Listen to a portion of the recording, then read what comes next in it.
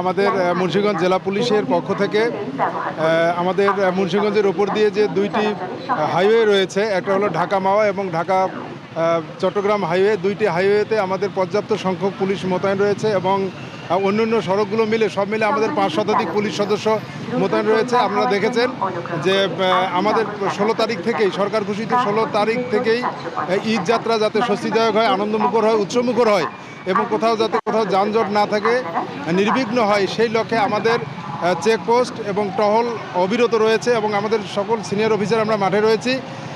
আমাদের ঊর্ধ্বতন কর্তৃপক্ষ সবসময় আমাদের খবর রাখতেছেন এবং আপনারা দেখেছেন যে এবার পদ্মা সেতু টোল প্লাজায় 7টির জায়গায় 10টি এবং 11টির ব্যবস্থা রয়েছে লেন, যাতে করে যদি গাড়ির চাপ হয় তাহলে যাতে লেন বৃদ্ধি করে চাপ কমানো যায়। কিন্তু আমরা এখন পর্যন্ত 16 তারিখ থেকে এখন পর্যন্ত আমরা সেরকম কোনো চাপ অনুভব করিনি এবং আমাদের যে যাত্রা এটা খুবই উৎসবমুখর এবং স্বস্তিদায়ক রয়েছে।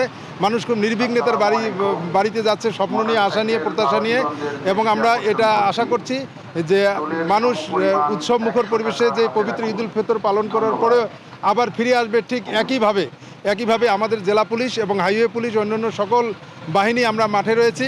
আমরা যারা ঘরমুখ মানুষ তাদের উদ্দেশ্যে বলতে চাই, আপনারা নির্বিঘ্নে আপনাদের গন্তব্যস্থলে পৌঁছাবেন। আমরা জেলা পুলিশের পক্ষ থেকে আমরা সারাদিন আমরা অক্লান্ত পরিশ্রম করে আপনাদের এই যাত্রাকে আমরা নির্বিঘ্ন করব এবং উৎসবমুখর করব এবং পবিত্র ঈদ উল ফিতর শেষে আবারও আপনারা কর্মস্থলে ফিরবেন।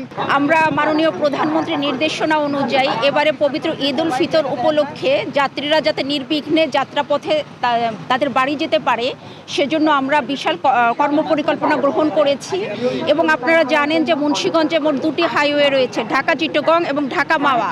দুটো ক্ষেত্রে আমরা যেটা করেছি, আমরা 16 তারিখ থেকে আগামী 24 তারিখ পর্যন্ত একটা কর্মপরিকল্পনা গ্রহণ করেছি এবং এখানে আমরা বিভিন্ন পয়েন্ট নির্ধারণ করেছি, যে পয়েন্টে আমরা আমাদের নির্বাহী ম্যাজিস্ট্রেটের নেতৃত্বে একটা টিম গঠন করা আছে। এই টিমগুলোর মাধ্যমে এখানে আমরা প্রত্যেকটা যানবাহনের দিকে আমরা দৃষ্টি রাখছি যে যানবাহনগুলো তার স্পিড লঙ্ঘন করছে নাকি এবং এখানে তারা যাত্রী ওঠানামা করছে নাকি, এই বিষয়গুলো আমরা খেয়াল রাখছি আমাদের নির্বাহী ম্যাজিস্ট্রেটের মাধ্যমে এবং এক্ষেত্রে কোনো ব্যত্যয় এখনও পর্যন্ত আমরা সিভিয়ার কোনো ব্যত্যয় দেখিনি। তবে ছোটোখাটো ব্যত্যয় দেখা মাত্রই তারা এটা আইনের আওতায় নিয়ে এসছে।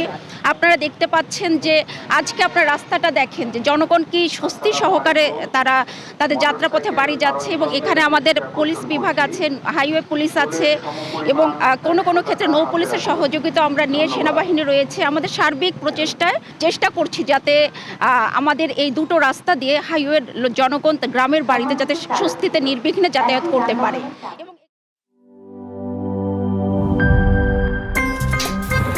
আমার একটা স্মার্ট সিদ্ধান্তে 25% গ্যাসের খরচ কমেছে। ভাবছেন কিভাবে? সাধারণ গ্যাস স্টোভ বদলে আমি এনেছি আরএফএল গ্যাস স্টোভ। এর সাইন্টিফিক নজল ও ব্রাস বার্নার ক্যাপ সমানভাবে তাপ ছড়িয়ে রান্না করে দ্রুত, তাই গ্যাসও বাঁচায় 25%, টাকাও বাঁচে 25%। আরএফএল গ্যাস স্টোভ নিরাপদ ও গ্যাস সাশ্রয়ী।